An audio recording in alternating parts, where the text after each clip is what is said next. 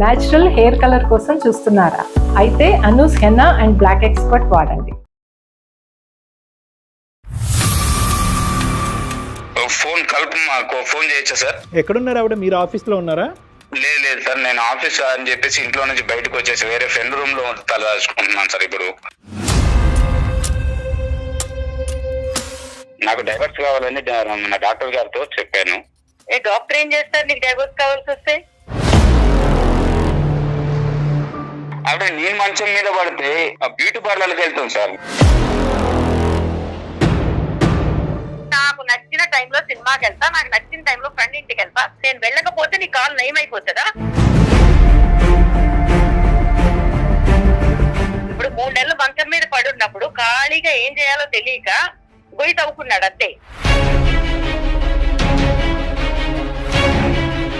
ఈ 3 నెలల పాటు కావాలని మీరు నిర్లక్ష్యం వహించారు. అవునండి, అవునండి, చూపెట్టారా? చూపించానండి. తప్పు కాదమ్మా. దేనికండి? అదేంటమ్మా మంచాన్ని అదే పడినట్టు? కాదండి, ఈ 15 ఏళ్లలో నేను వెళ్ళి రద్దకెళ్ళి రోడ్డు మీదకి వెళ్ళి ఎవరికి చెప్పుకోలేదు ఇతను చేసినవి.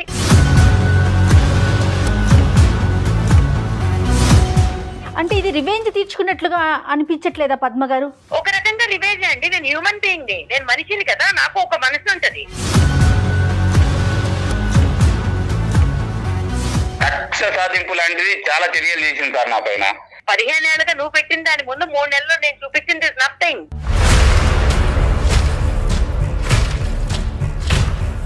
నువ్వు శాడిస్ట్ అని నేను పంపిస్తాను నోటీస్. నాకు డివోర్స్ కావాలి, పిల్లలు కావాలి.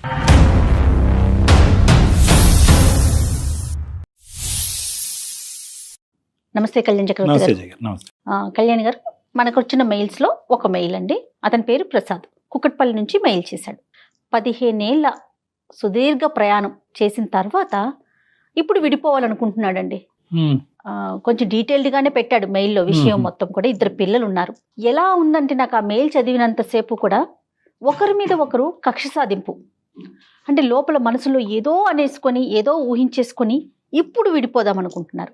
సో ఇమీడియట్ గా మీతో మాట్లాడించాలనుకున్నాను. నేను నెంబర్ కూడా ఇచ్చారు, మరి కాల్ చేస్తానండి. ప్రసాద్ గారు, కుకట్పల్లి. ఎస్. యూజువల్గా పెద్ద కారణాలకి దెబ్బలాడుకుని పగలు ప్రతీకారాలు పెంచుకునే దానికంటే కనుక ఈ మధ్యకాలంలో చిన్న చిన్న అంశాల మధ్యన విభేదాలు. అంటే మనకి వినటానికి ఇంత చిన్న రీజన్ కి ఎందుకు విడిపోతున్నారు అనిపిస్తుంది. హలో ప్రసాద్ గారండి? హలో, ఎవరండి? నేను జయానండి, అందమైన జీవితం ప్రోగ్రామ్ నుంచి కాల్ చేస్తున్నాను. మేడం మేడం నమస్తే మేడం. నమస్తే అండి, మీ మెయిల్ చూసాను, డాక్టర్ గారికి బ్రీఫ్ గా చెప్పాను. ఫ్రీగా ఉన్నారా? మీతో మాట్లాడొచ్చా? ఎస్ మేడం, ఫ్రీగానే ఉన్నాను మేడం. రైట్ ప్రసాద్ గారు, ఇదిగోండి డాక్టర్ గారు ఉన్నారు, ఒకసారి మాట్లాడండి. సార్ నమస్తే సార్. ప్రసాద్ గారు నమస్తే అండి, చెప్పండి సార్. ప్రసాద్ గారు, సార్ నేను కూకట్పల్లిలో ఉంటాను సార్ ప్రస్తుతం. అయితే నేను ఒక ప్రైవేట్ కంపెనీలో వర్క్ చేస్తుంటాను సార్. యాక్చువల్లీ ఒక ఫ్రస్ట్రేషన్ అండ్ ఒక బాధ అన్ని మధ్యలో నలిగిపోతున్నా సార్ ప్రస్తుతం. మా ఆవిడతో కొంచెం నాకు పడట్లేదు సార్. పడటం లేదంటే నాకు బాగా ఒక ఇంట్లో ఉంటున్నాం, ఒక ఇంట్లో గానీ ఏదో ఒక నా శత్రువుని ఇంట్లో పెట్టుకొని ఉంటున్నా అన్న ఒక దానిలో ఉంటున్నాను సార్ అసలు. ఎలా అంటే నాకు కొన్ని రోజుల కింద ఒక 3.5 months కింద యాక్సిడెంట్ అయింది సార్. యాక్సిడెంట్ అయింది? యాక్సిడెంట్ అయింది. ఓకే. ఈ 3.5 months లో నేను యాక్సిడెంట్ అయ్యి మంచాన పడిన తర్వాత నా మీద ఎంత కసి ఉంది అని నాకు అర్థమైపోయింది సార్. కాబట్టి దయచేసి నాకు ఆవిడతో అవ్వట్లేదు సార్, కొంచెం నాకు విడాకులు అవ్వాలి కావాలి sir. Prasad garu, 15 years of reality లేదంటే డ్రామా, లేదంటే 3 months of reality or drama? డ్రామాతో ప్రేమ చూపించింది. బట్ నేను మంచాన పడిన తర్వాత ఆవిడకున్నటువంటి ఏంటి నా మీద ఎంత పగ ఉంది అని పగ సాధించింది సార్. ఒక మనిషి ఉంటే తప్ప నేను బాత్రూమ్ కూడా వెళ్ళలేని సిచ్యువేషన్. అదేలేండి. నాకు ఖచ్చితంగా ఎవరో ఒకరు ఉంటే గానీ బాత్రూమ్కి వెళ్ళలేని సిచ్యువేషన్ సార్. కానీ నేను మంచాన పడిన తర్వాత అసలు నన్ను పట్టించుకోకపోవడం, నేను ఏదైనా మాట్లాడితే చిరాకుగా ఏంటి అని చెప్పేసి ఆన్సర్లు ఇవ్వడము, ఒక మనిషి అంటే సైకలాజికల్ గా నన్ను బాగా ఆడేసుకుంది సార్. ఒకటి ప్రసాద్ గారు, ఇక్కడ ఏంటంటే బేసికలీ బహుశా ఈ ఇష్యూ మీరు ఇప్పటికొచ్చి ఎవరితోనే డిస్కస్ చేయలేదేమో కానీ నేను ఒక మాట అంటాను, ఇప్పుడు మా వేదిక వరకు వచ్చిన తర్వాత మీరు పదే పదే విడాకులు అంటే కనుక అవును సార్, ఇప్పుడు ఖచ్చితంగా సార్. దయచేసి నాకు అవి ఇస్తే నేను కాదు, ప్రశాంతంగా అది ఉండగలను సార్. ఇచ్చేది పుచ్చుకునేది మేము కాదండి. బేసికలీ ఏంటంటే విడాకులు అనేటటువంటి సబ్జెక్టు అది కంప్లీట్గా మీ సర్వాధికారం. అది మీకు మీ భార్యకి మధ్యన ఉండేటటువంటి ఒక ప్రధానమైనటువంటి అంశం. ఈ రోజు ఏంటంటే అసలు విడాకులు అనేటటువంటిది 3 నెలల పాటు జరిగినటువంటి ఒక ఇమోషనల్ ఇష్యూ వల్ల ఒక అబ్రప్ట్ కంక్లూజనా, ఒక తొందరపాటుతో జరిగేటటువంటి కంక్లూజనా అనేటటువంటి మనం ఆలోచించుకోవాలి. ఎందుకంటే ఏ నిర్ణయం అన్నా ప్రధానంగా విడాకులు ఇలాంటి అంశాలు ప్రధానంగా నిర్ణయం తీసుకునేటప్పుడు ఇమోషనల్ ఫ్రంట్ మీద తీసుకోవద్దండి, ఒక ప్రాక్టికల్ ఫ్రంట్ మీద తీసుకుందాం. విడాకులు అనేటటువంటిది ఒక సొల్యూషన్గా భావిస్తూ ఈ కాన్వర్సేషన్ ముందుకెళ్ళటం కష్టం అని నేను చెప్తున్నాను. రైట్. అసలు మన వేదికే అది కాదండి. జీవితం అందంగా ముందుకు తీసుకెళ్లే ప్రయత్నం, ఏదన్నా ఎవరి వైపు తప్పులున్నా ఒప్పులున్నా కూడా సరిచేసి అది ముందుకు వెళ్ళాలి అనేదే ఈ కాన్సెప్ట్ అండి. ఆవిడ కూడా వర్కింగ్ అండి. లేదు సార్, నేను ఆవిడ ఇంట్లోనే ఉండి హ్యాపీగా పిల్లల్ని చూసుకోమని నేను పని కూడా చేయనివ్వను సార్. ఇంట్లోనే ఉంచుతాను ఆవిడ్ని. నన్ను ఎంత నిర్లక్ష్యం చేసిందంటే సార్, అంత నిర్లక్ష్యం చేసింది. అంటే ఒక భర్త మంచం మీద పడినప్పుడు చేయాల్సినటువంటి ఒక కనీస బాధ్యతలు కూడా ఒక 100% కి మినిమం ఒక 70% కూడా చేసిందంటే నమ్మసౌక్యం లేదు సార్. అంటే అది ప్రసాద్ గారు అది ఇంటెన్షనల్ గా మనం ఏంటంటే ఇప్పుడు ఒకటి మాట్లాడుకోవాలి. 2 క్వశ్చన్స్ అండి నా పాయింట్ ఆఫ్ వ్యూలో. ఈ 15 years పాటు ఈ మొత్తం ప్రయాణంలో ఎక్కడా కూడా మీ ఇద్దరి మధ్యన భేదాభిప్రాయాలు లేదా, ఏమండి మీరు ఇలా నన్ను ఇబ్బంది పెడుతున్నారు, నాకు బాధగా ఉంది, ఇది కరెక్ట్ కాదండి అనేటటువంటి అంశం మీ ఇద్దరి మధ్యన ఎప్పుడు డిస్కషన్ రాలేదా? నెంబర్ 1 అని చెప్పి ఆవిడ నెంబర్ 1. నెంబర్ 2 ఏంటంటే కనుక ఇప్పుడు ఆవిడ చేతకాక ఈ 3 నెలల పాటు బహుశా ఏంటంటే ఆవిడ ఏం నర్స్ కాదు, లేదంటే ఒక డాక్టర్ కాదు, ఇంతకు ముందు ఇలాంటి ఆవిడతనంతో మంచాన పడినటువంటి వాళ్ళు ఇష్యూని డీల్ చేసేటటువంటి కెపాసిటీ ఆవిడకి లేకపోయి ఉండొచ్చు. ఇక్కడ ఇంటెన్షనాలిటీ ఉందా అంటే ఏంటంటే కావాలని మీరు మంచాన పడ్డారు కాబట్టి మీకు ఏదో ఒక రుచి చూపెట్టాలి కాబట్టి మీ మీద పగ తీర్చుకోవాలి కాబట్టి కక్ష సాధింపు చర్యగా చేసేటటువంటి అంశం కింద మీరు, సో ఆవిడ పాయింట్ ఆఫ్ వ్యూ అనేటటువంటిది ఏంటి, మీరు ఊహించుకుంటుంది ఏంటి? సార్ నేను మంచాన పడిన తర్వాత ఇప్పుడు ఇన్ టైంలో నాకు ఫుడ్ కానీ లేదంటే ఒక టాబ్లెట్స్ కానీ అప్పుడు నేను మంచం మీద పడితే బ్యూటీ పార్లర్కి వెళ్తాం సార్.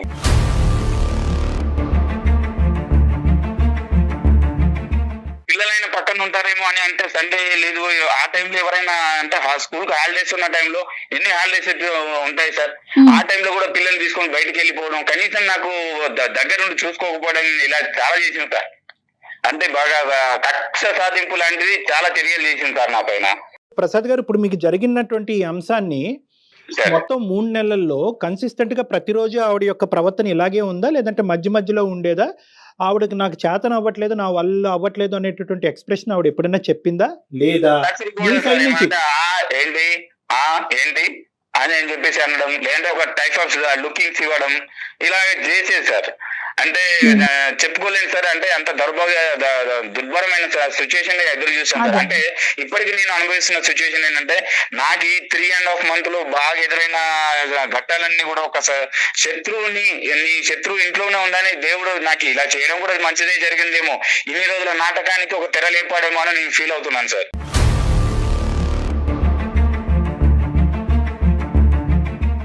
అంటే ఇంకొక పాయింట్ నేను చెప్తున్నాను ప్రసాద్ గారు, ఇక్కడ ఎప్పుడన్నా కూడా ఇష్యూని అక్కడ తేల్చుకోవటం అన్నది బెటర్. ఇలా వెనకతలు మాట్లాడుకునే దానికి నీ ప్రవర్తన నాకు నచ్చట్లేదు, ఇదేంటి ఎప్పుడు చూడనటువంటి ఈ యాంగిల్ నీ లోపల నేను చూస్తున్నాను, నేను మంచాన్ని పట్టి అవుటితనంతో బాధపడుతున్నాను, డూ ఆర్ డై సిచ్యువేషన్లో ఉన్నాను, ఏంటి నీ ప్రవర్తన ఇలా అనేటటువంటి ప్రశ్న మీరు ప్రశ్నించలేదా ఇక్కడ ఈ 3 నెలల 100 రోజుల ప్రయాణంలో?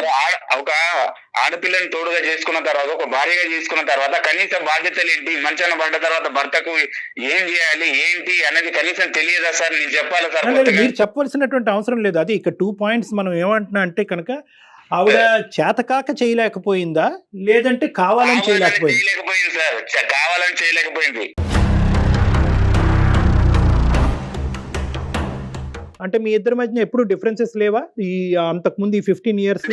లేవు సార్, చిన్న గొడవలు అనేది కామన్ థింగ్, కానీ ఎంత డెప్త్ గా మాత్రం ఎప్పుడు పర్లేదు సార్, మేము ఎప్పుడు అనుకోలేదు. ఇప్పుడు మీకు ఈ రోజు చేయనందుకు నువ్వేంటి నాకు ఇలా చేయలేకపోతున్నావు, నాకు కష్టకాలం వచ్చినప్పుడు నువ్వు ఎందుకు చేయలేకపోతున్నావు అనేటటువంటి మీరు అడిగినందుకు ఆవిడ ఏమైనా పశ్చాత్తాపం ఫీల్ అయ్యిందా? సారీ అండి నాకు అర్థం కాలేదు ఇప్పుడు వెళ్ళలేదు సార్. నేను మనసులో పెట్టుకొని నాకు నేను సర్ది చెప్పుకుంటూ ఏదో ఒక రోజు నేను వద్దు ఇవన్నీ చూసి భరిస్తూ ఇలాంటి భార్యన నేను కట్టుకుందని ప్రతిరోజు మనసులో కుమిలిపోయేవాడిని సార్. ఇన్ని రోజులు ఆడింది డ్రామానా, ఈ రోజు నేను మంచాన పడ్డాను కాబట్టి ఈ రోజు తనకు ఒక టైం వచ్చిందని ఆడుకుంటుందా, ఇన్ని రోజులు చేసినంత వృధా అయిపోయిందని ఎంత కుమిలిపోయాను సార్. అంటే మీరు ఏం చేసి ఉండొచ్చు అండి, ఏం చేసి ఉండొచ్చు కాబట్టి ఆవిడ ఈ రోజు పగ తీర్చుకుంటున్నారు? నేను ఏమీ చేయలేదు సార్, ఏమీ చేయలేదు, నేను ఏమీ చేయలేదు, తప్పుగా మాట్లాడింది లేదు, ఎప్పుగా ఏం ఆలోచించింది లేదు. అంటే నేను, నా పిల్లలు, భార్య, ఇదే కుటుంబం, నేను కష్టపడ్డం ఇది మాత్రం నాకు తెలుసు సార్. ప్రతిదీ ఆ డబ్బులు కూడా తీసుకొచ్చి ఆవిడకి మెయింటెనెన్స్ కి ఇస్తాను సార్. ఓహో, ఇక్కడ ఏదో ఒక లింక్ మిస్ అవుతున్నట్టు నాకు అనిపిస్తుంది ప్రసాద్ గారు. ఖచ్చితంగా ఆవిడతో అయితే మనం మాట్లాడాలి. ఫోన్ చేయొచ్చా సార్? ఎక్కడున్నారు ఆవిడ? మీరు ఆఫీస్ లో ఉన్నారా? లేదు సార్, నేను ఆఫీస్ అని చెప్పేసి ఇంట్లో నుంచి బయటకు వచ్చేసి వేరే ఫ్రెండ్ రూమ్ లో తలదాచుకుంటున్నాను సార్. ఇప్పుడు ఇంట్లో ఉండలేకపోతున్నాను, బయటకు వెళ్ళలేకపోతున్నాను. ఫ్రెండ్ దగ్గర వచ్చి ఏదో రియలైజ్ అవుదామని ఇక్కడ వచ్చి ఉన్నాను సార్. ఎప్పటి నుంచి అండి? ఎన్ని రోజులు బట్టి? రీసెంట్ గానే సార్. నేను యాక్చువల్లీ నెక్స్ట్ మంత్ నుంచి వెళ్ళాలి, బట్ ఇప్పటి నుంచి అని చెప్పేసి ఇంట్లో ఉండకుండా బయటకు వచ్చేస్తున్నాను సార్. సో పిల్లలు అక్కడే ఉన్నారు, మరి పిల్లల్ని మిస్ అవ్వట్లేదా మరి మీరు? లేదు సార్, అంటే డైలీ ఇంటికి వెళ్ళి ఈవినింగ్ టైం మిగతా టైం ఇక్కడ స్పెండ్ చేయడం జరుగుతుంది సార్. అలాగంటారా? Okay okay. చూడండి ఆవిడ మనకు అందుబాటులో ఉంటదేమో, ఆవిడ కూడా ఒకసారి డైరెక్ట్ గా క్లారిటీ తెచ్చుకో. ఒక్క నిమిషం సార్.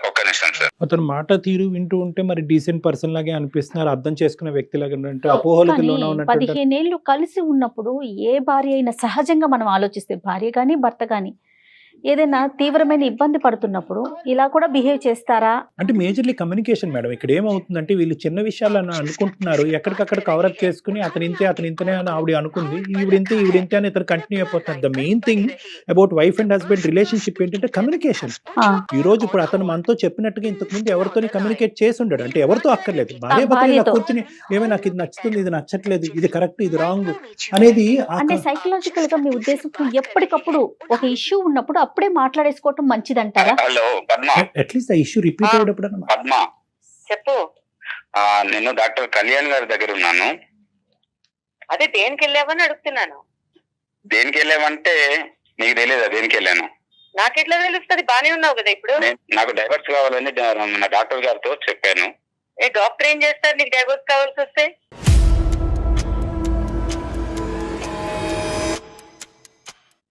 డాక్టర్ గారితో మాట్లాడాను ఒకసారి.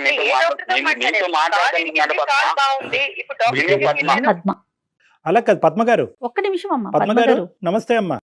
నమస్తే అమ్మ, నా పేరు డాక్టర్ కళ్యాణ్ చక్రవర్తి. నేను మానసిక వైద్య నిపుణుడి, రిలేషన్షిప్ కౌన్సిలర్ని. నాతో పాటు జయ గారు ఉన్నారు. మేము సుమన్ టీవీ వేదిక అందమైన జీవితం అనేటటువంటి ఒక ప్రోగ్రామ్ నుంచి మాట్లాడుతున్నాం. మిమ్మల్ని ఇబ్బంది పెట్టి మిమ్మల్ని కష్టపెట్టేటటువంటి ఉద్దేశం కాదు. మీ ఇద్దరి మధ్యన ఏమైనా తెలిసి తెలియనటువంటి అపోహలు, భేదాభిప్రాయాలు ఏమన్నా ఉంటే కనుక ప్రొఫెషనల్ మీడియేషన్ ద్వారా అది రెక్టిఫై చేయడం గురించే మా యొక్క ప్లాట్ఫామ్. మీకు ఇది మీకు ఇది మా ఇద్దరికి సంబంధించింది. ఆయన తీసుకెళ్లి రోడ్డును పడేసి. అమ్మా ఒక్క నిమిషం అమ్మ, నేను కామ్గా మాట్లాడుతున్నాను, దయచేసి మీరు కూడా అర్థం చేసుకుని కామ్గా మాట్లాడండి. నేనేంటంటే మిమ్మల్ని ఇబ్బంది పెట్టేటటువంటి ఉద్దేశం కాదు. అతను మాకు రీచ్ అయ్యారు. ఏ పాయింట్తో రీచ్ అయ్యారంటే, సార్ నేను ఇలా మానసికంగా ఇబ్బంది పడుతున్నాను, 15 years పాటు మా ప్రయాణంలో ఎటువంటి ఇబ్బంది రాలేదు. ఎప్పుడైతే కనుక నేను దురదృష్టం కొద్దీ నేను సిక్ అవటం వల్ల, లేదంటే నాకు యాక్సిడెంట్ అవటం వల్ల నేను మంచం మీద ఉన్నప్పుడు మా భార్య యొక్క ప్రవర్తన నాకు నచ్చలేదు, నేను షాక్కు గురయ్యాను. కాబట్టి ఇన్ని రోజులు మా భార్య నాతో పాటు చేసినటువంటిది ఒక నిజమైనటువంటి ప్రేమతో కూడినటువంటి అంశం కాదేమో. ఇప్పుడు ఆవిడ అది మీకు చెప్పుకున్నాడా? అంటే అలా చెప్పుకున్నాడు, మేమేం కంక్లూడ్ అవ్వలేదమ్మా. మీరు చెప్పారమ్మా, మీరు బ్యాడనో, మీరు కరెక్ట్ కాదనో, మీ ప్రయాణం తప్పనో మేమైతే కంక్లూడ్ అవ్వలేదు. అతను బాధ అలా వెలగక్కాడు అనేటటువంటిది నేను మీ వరకు తీసుకొస్తున్నాను. ఏకంగా 2 పిల్లలు కన్నా తర్వాత మీరు డివోర్స్ అనేటటువంటి పదం వాడటం కూడా కరెక్ట్ కాదు. మాకు ఒక్కసారి పద్మ గారితో మాట్లాడటానికి అవకాశం ఇవ్వండి అని చెప్పి మేము అతని మీద ఒత్తిడి తీసుకొస్తే మీకు కలపటం జరిగింది. చెప్పాలి కదండి, చెప్పకుండా ఏం చెప్తారు చెప్పు. మరి ఏం చెప్పడం? నువ్వు ఇలా చేస్తావని చెప్పుకొని బాధపడాలా, లేదంటే నువ్వు అర్థం చేసుకోవాలని నీతో ఏడవాలా? ఏం చెప్పాలి చెప్పు. ప్రసాద్ గారు, ఇప్పుడు అలా కాదండి, ఆ ఆర్గ్యుమెంట్ కాదు ప్రసాద్ గారు. ఇక్కడ ఏంటంటే ఆవిడ స్థానంలోంచి ఆవిడ మాట్లాడేటటువంటి మాట కరెక్ట్. ఇప్పుడు ఎందుకంటే మీరు సడన్ గా ఇప్పుడు డివోర్స్ అనేటటువంటి అంశం, మీరు మనస్తాపం చెందారు కాబట్టి డివోర్స్ అనేటటువంటి అంశం తీసుకురావటం అన్నది మీ వరకు మీ ఆలోచన శైలికి సబబే, కాదనట్లేదు. కానీ ఈ రోజు ఆవిడని సర్ప్రైజ్ చేశారు కదా. మా యొక్క మీడియేషన్ ఉంది, అందమైన జీవితం నుంచి డాక్టర్ కళ్యాణ్ చక్రవర్తి గారి దగ్గరికి వచ్చాను, మీరు ఎక్కడ వచ్చారు నా దగ్గరికి? మీరు ఫోన్ చేస్తే నేను మీ ఫోన్లో మాట్లాడాను. మాట్లాడుతున్నాను. సో ఆవిడ వరకు ఆవిడ సర్ప్రైజ్ అవటం, ఆవిడ వరకు ఇనీషియల్గా అలా రియాక్ట్ అవటం అనేది మనం యాక్సెప్ట్ చేద్దాం. ఫస్ట్ మనకు కావాల్సింది ఏంటంటే, అమ్మ సారీ అమ్మ, అతని తరపున నేనే సారీ చెప్తున్నాను, మీకు ఇలా సర్ప్రైజ్. లేదండి, అతని బిహేవియరే అంత, మీరు సారీ చెప్పడం ఎందుకండి? ఈ షాకులు నాకు 15 సంవత్సరాల నుంచి అలవాటేలేండి.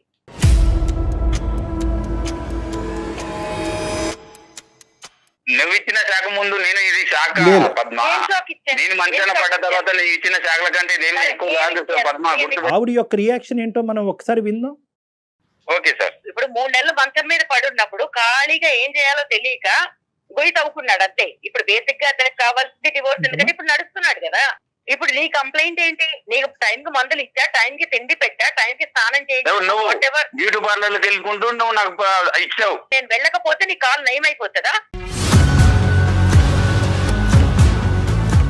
నాకు ఒక 2 థింగ్స్ కావాలి. ఒకటి ఏంటంటే, ఈ 3 నెలల పాటు అతనికి కావాల్సినటువంటి సదుపాయాలు, అతనికి కావాల్సినటువంటి అవసరాల్లో మీరు కావాలనే, అతని అభిప్రాయం కావాలనే మీరు నిర్లక్ష్యం వహించారు, అతను ఇబ్బంది పెట్టాలనేటటువంటి ఉద్దేశంతోనే మీరు ముందుకెళ్ళారు. అవునండి, అవునమ్మా, కావాలని కొన్ని చేశా. కరెక్ట్.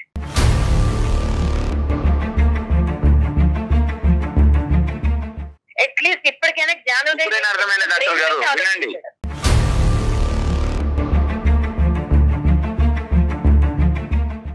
ఎప్పుడు బ్రెయిన్ యూజ్ చేసావు కదా, ఈసారి కొంచెం నీకు 3 నెలలు ఖాళీగా ఉండేసరికి మనసు అనేది ఒకసారి బయటకు వచ్చిందేమో ఆలోచించడానికి. 15 ఏళ్ళుగా నువ్వు పెట్టిన దాని ముందు 3 నెలల్లో నేను చూపించింది నథింగ్. చూపెట్టారా? చూపించానండి. తప్పు కాదమ్మా. దేనికండి? అదేంటమ్మా మంచాన్ని పడినట్టు? కాదండి, ఈ 15 ఏళ్లలో నేను వెళ్ళి రచ్చకెళ్ళి రోడ్డు మీదకి వెళ్ళి ఎవరికి చెప్పుకోలేదు ఇతను చేసినవి. అంటే ఇది రివెంజ్ తీర్చుకున్నట్లుగా అనిపించట్లేదా పద్మ గారు? మనకి అలాంటి ఆలోచన రావట్లేదంటారా? ఒక రకంగా రివేజ్ అండి. నేను హ్యూమన్ బీయింగ్ ని, నేను మనిషిని కదా, నాకు ఒక మనసు ఉంటది. వచ్చింది ఈ రోజు 15 సంవత్సరాలు బహుశా మేమేమో ప్రీమెచ్యూర్ గా మాట్లాడుతున్నానేమో, నా అనుభవంతో నేను ఏమైనా కొద్దిగా తెలియకుండా ఏమైనా మాట్లాడుతున్నానేమో, నన్ను క్షమించండి. కానీ నేను అనేది ఏంటంటే, 15 సంవత్సరాల పాటు ఏ స్థాయి శోభను అనుభవించిన తర్వాత మంచం మీద పడి 2 కాళ్ళు ఎరగొట్టుకుని పనిచేసేటటువంటి ఒక మనిషి మంచం మీద ఉన్నప్పుడు ఎటువంటి వ్యక్తిత్వం ఉండేటటువంటి వాళ్ళు కక్ష సాధింపు చేస్తారు? ఎటువంటి మనస్తత్వం ఉండేటటువంటి అంటే మీరు ఒక్క నిమిషం మిమ్మల్ని ఇంటరప్ట్ చేస్తున్నందుకు కాదు, వ్యక్తిత్వాల గురించి మాట్లాడితే వ్యక్తిత్వం లేని మనిషితో నేను 15 సంవత్సరాలు ఉన్నాను.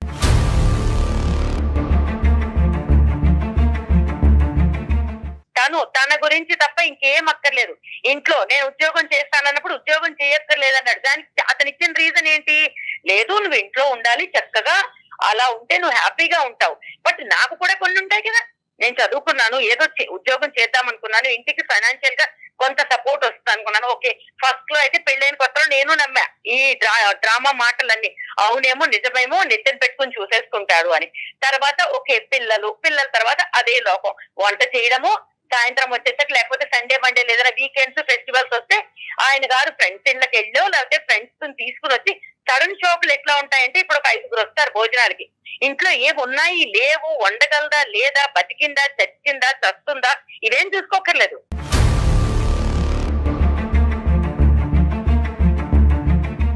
ఇప్పుడు ఎవరైనా ఫ్రెండ్స్ చెప్పి రారు కదా, దాన్ని కూడా మనసులో పెట్టుకుంటావా? ఎందుకు పెట్టుకోనండి? ఫ్రెండ్స్ ఏం లేకుంటాయి. ఇప్పుడు నీకు అడగకుండానే చేస్తానా? ప్రసాద్ గారు ఒక నిమిషం ఉండండి, మీరు కామ్ డౌన్ ప్లీజ్. నాకు చిన్నప్పటి నుంచి ఫైనాన్షియల్ గా ఇండిపెండెంట్ గా అవ్వాలి, నాకంటూ ప్రతి నెల 100 రూపాయలు ఇస్తావా 1000 రూపాయలు ఇస్తావా ఇది కొనుక్కుంటారు. ఏది కొనాలన్నా కూడా ఐ అండర్స్టాండ్. ఓకే, మధ్య తరగతి బతుకులు ఇలానే ఉంటాయి. ఎలా ఉన్నా కూడా ఏది కొనుక్కోవాలన్నా ఈ నెల బడ్జెట్ లేదు, వచ్చే నెల ఇంకో ఖర్చు వస్తుంది, తర్వాత నెల అమ్మ వాళ్ళకి పంపించాలి, తర్వాత నెల ఇంకేదో చెయ్యాలి, ఎప్పుడూ ఖర్చులే. మరి అలాంటప్పుడు నేను ఉద్యోగం చేస్తే నేను సపోర్ట్ చేస్తాననే కదా చెప్పింది.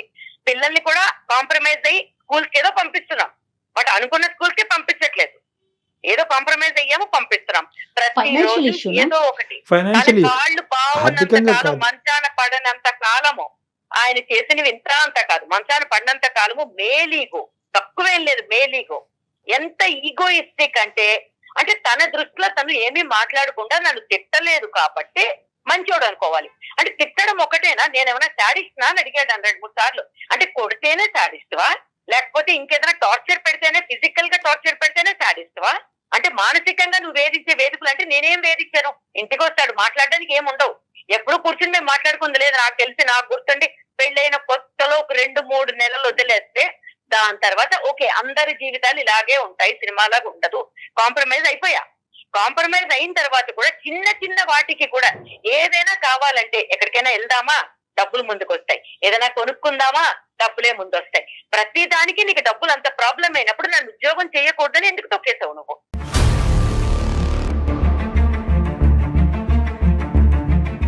భార్య ఇంట్లో ఉండి చూసుకోవాలని అనుకోవడం తప్ప, లేదంటే అంటే నేను సంపాదించిన దానిలో అడ్జస్ట్ అయ్యి ఉండడం అనుకోవడం తప్ప, లేకపోతే నేను అవ్వనని చెప్పాను కదా, నేను అవ్వలేదు. ఎందుకు అవ్వవు నువ్వు? ఎందుకు అవ్వవు చెప్పు.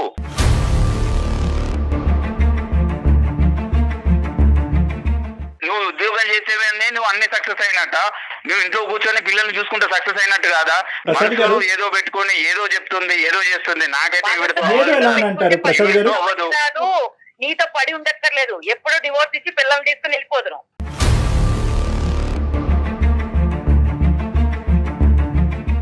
మీరు ఇంత కోపం, ఇంత ఇది మన మనసులో పెట్టుకున్నారు కదా, ఎప్పుడైనా ఇదే వర్షన్లో ఆయనతో చెప్పారా? ప్రసాద్తో మాట్లాడారా మీరు? మాట్లాడుకుంటే మేము కొట్లాట్లోకి దిగుతాం. సో దాని బదులు మాట్లాడుకోకుండా బతికేస్తున్నాం. అది కాంప్రమైజ్ అయి బతకడమా, లేకపోతే చావలేక బతకడమా? దాన్ని ఏం పేరు పెట్టుకుంటారు పెట్టుకోండి.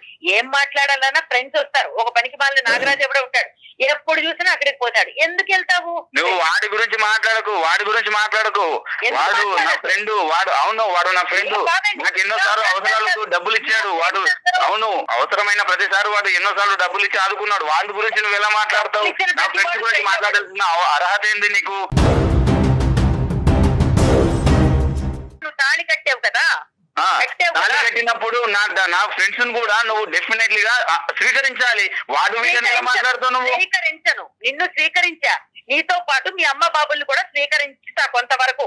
కానీ నీ ఫ్రెండ్స్ ని, వాళ్ళ పిల్లల్ని అమ్మ బాబులని మాట్లాడకు. ఏ రోజైనా మీ అమ్మ నాన్న గురించి మాట్లాడాను? అమ్మ బాబులని ఈ రోజు మాట్లాడుతున్నాను.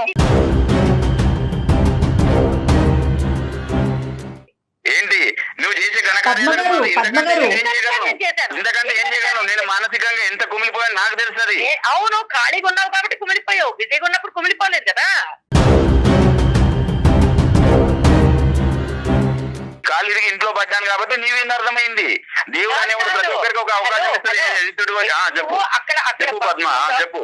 ఇదే ప్రోగ్రామ్ నాకు తెలుసుంటే నీకన్నా ముందు నేను చేసి అడిగేదాన్ని డివోర్స్. నేను డాక్టర్ దగ్గరకు వచ్చేదాన్ని కదా, లాయర్ దగ్గరికి వెళ్ళేదాన్ని.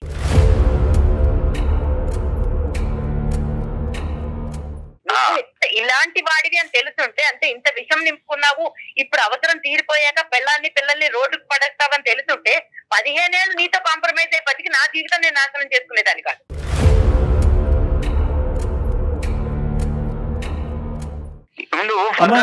ప్రాబ్లమ్స్ ఎలా ఉంటాయని నీకు తెలిసినప్పుడు నువ్వు నన్ను బాగా చూసుకుంటే ఈ రోజు ఈ సిచ్యువేషన్ రాదు కదా.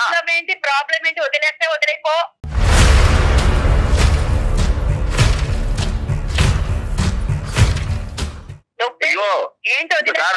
వద్దు సార్ ఈవిడ ఇంతే మారదు.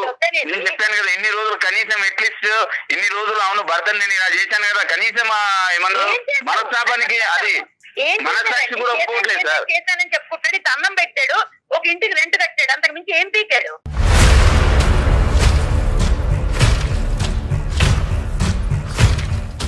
మీ డెఫినేషన్ ఎలా ఉంది అంటే కనుక బహుశా అతని మనసు వరకు అతనికి అర్థం కాలేదు. మీ డెఫినేషన్ ఏం చెప్తున్నారు? నాకు ఫ్రీడమ్ ఉందా, నాకు స్వేచ్ఛ ఉందా, నీ ఫ్రెండ్స్ కి ఇచ్చేటటువంటి ఇంపార్టెన్స్ భారీగా నాకు ఇస్తున్నావా? అవును, నన్ను ఫైనాన్షియల్ గా స్టాండర్డ్ గా లేను, ఉన్న దాన్ని అడ్జస్ట్ అవ్వాలని చెప్తాను. అదే తప్ప అండి?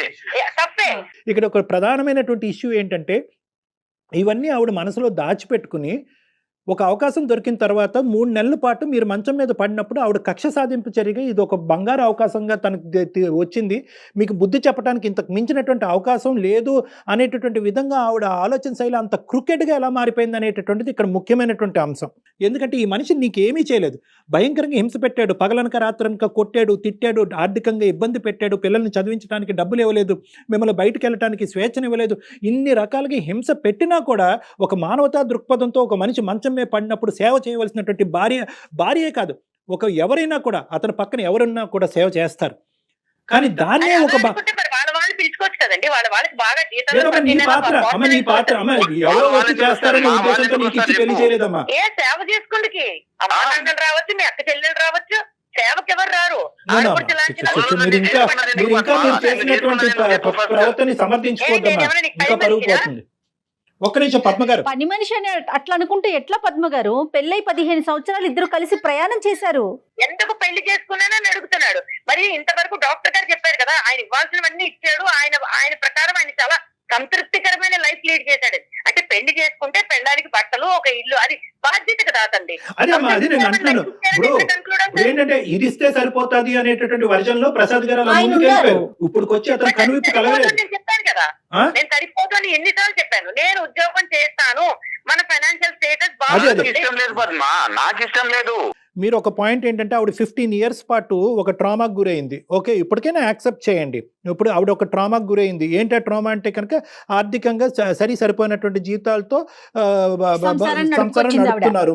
ఇప్పుడు ఏంటంటే ఆవిడ పని చేసేటటువంటి కెపాసిటీ, సంపాదించేటటువంటి కెపాసిటీ ఉన్నా కూడా నువ్వు కాలు కింద పెట్టడానికి అని చెప్పి మీరేదో త్యాగమూర్తిలాగా ఆవిడని బయటకు పంపించకుండా ఉన్న దాంతోనే సరిపెట్టుకుని అనేటటువంటి ఒక బందికానలో ఆవిడని ఇది చేశారనేది ఆవిడ అభిప్రాయం. మీకు ఇష్టం లేకపోవటం ఏంటి? ఆర్థికంగా సుఖపట్టడం గురించి నేను బయటకు వెళ్ళి చేస్తాను అనుకున్నప్పుడు ఈ 15 సంవత్సరాల్లో ఒక్కసారైనా ఆవిడకి అవకాశం ఇచ్చి బయటకు పంపించచ్చుగా. నాకు ఇష్టం లేదు. ఈ రోజు నువ్వు ఇంట్లో ఉండి సుఖపడు, పిల్లల్ని చూసుకుంటే చాలు, నువ్వు దీనికి మించి ఏమీ చేయక్కర్లేదు అనేటటువంటి ఆ పాజిటివ్ యాంగిల్ ఎందుకు చూడలేకపోతున్నారు మీ ఆయనలో? దాని శాడిజం అంటారమ్మా, దాని శాడిజం.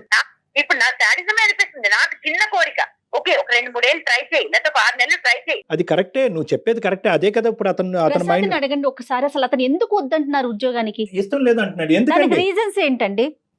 రీజన్స్ ఏం లేదు మేడం. నేను నా కష్టార్జితంతో నా ఫ్యామిలీని పోషించాలి, ఇదే నేను ఆశించేది. ఇది మేల్ శాడిజం అంటుంది, ఇది మేల్ ఈగోయిజము, మేల్ శాడిజం అంటుంది. నా అభిప్రాయాన్ని ఎక్కడ గౌరవించాలి? ఏమంటానంటే ఈ రోజు చేయక ముందే నువ్వు ఇన్ని మాటలు మాట్లాడుతున్నావు, చేసి ఇంకోటి ఏంటి అని. 15 ఏళ్ళ తెలుసు అని కాలు ఇరిగిపోతుంది. 2022లో కాలు ఇరిగిపోయి నేను మంచాన్ని ఉంటాను, అప్పుడు ఇది ఇలా ఇట్లా టీచ్ చేస్తుంది నన్నని నీకు 15 ఏళ్ల క్రితమే కల వచ్చింది. నీకు కల వచ్చింది, అప్పుడు వదిలేసేవానేమో.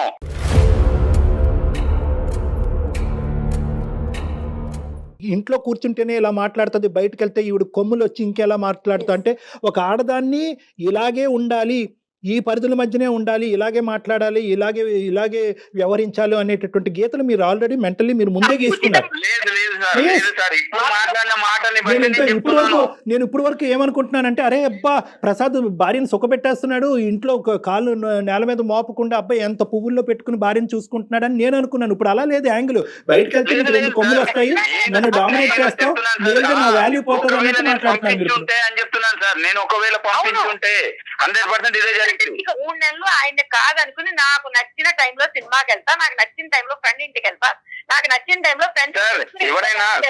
నేను ఒకే ఒక మాట చెప్తాను, దయచేసి శ్రద్ధగా వినండి. ఒకే ఒక మాట నేనేమంటున్నానంటే, ఈ 15 years పాటు మీ యొక్క అధికారం ఇలా ఉంది, నా యొక్క ఆలోచన శైలి ఉంది, నాకంటూ స్వేచ్ఛ ఉంది, నాకు స్వేచ్ఛ కావాలి, నాకు విముక్తి కావాలి, లేదంటే నీ ప్రవర్తన మారకపోతే నేను చచ్చిపోతాను అనేటటువంటి అంశాలు మీరు ఇంకో విధంగా ఫైట్ చేసి ఉంటే చాలా బాగుండేదమ్మా. బయటికి వెళ్ళి బతకచ్చు, పిల్లలతో బతకచ్చు, ఉద్యోగం చేసుకోవచ్చు, నా అభిప్రాయం ఇది, నా ఆలోచన ఇది, నేను ఇలా ఉండగలను అని చెప్పి అతనికి ఇంకో విధంగా బుద్ధి చెప్పచ్చు. కానీ ఒక మనిషి మంచం మీద పడిన తర్వాత ఒక శాడిస్టిక్ మెంటాలిటీతో, ఒక ఇన్హ్యూమన్గా అరే నీకు మంచి శాస్తే జరిగింది, ఇప్పుడు పెళ్ళం అంటే నీకేం తెలుస్తుంది అనేటటువంటి అభిప్రాయంతో మీ క్యారెక్టర్ని మీరు అసాసినేట్ చేసుకున్నారు చూడండి, అది నాకు బాధగా ఉంది. పొరపాటు పడుతున్నారండి. మనసులోనైనా మనిషిలోనైనా శాడిజం అనేది బయటపడేది శాడిస్టులతో బతికితేనే. నేను ఏదైతే మాట్లాడుతున్నాను ఇక్కడ దీనికి సంబంధించినటువంటి అవుట్లైన్ మీ ఇద్దరికి అర్థమైంది. కానీ ఈరోజు ఇద్దరు ఏంటంటే వెనక్కి తగ్గేటటువంటి ఆలోచన లేదు, గెలుపు బాటనే వెళ్ళాలి. ఈరోజు మనం ఇక్కడ కాంప్రమైజ్ అయిపోతే కనుక ఇంక జీవితాంతం కాంప్రమైజ్ అయిపోవాలనేటటువంటి ఉద్దేశంతో ఆవిడ వాదన ఆవిడ వినిపిస్తుంది, మీ వాదన మీరు వినిపిస్తున్నారు. ఇద్దరు కూడా మీ పిల్లల గురించి ఎవరు ఆలోచించారు.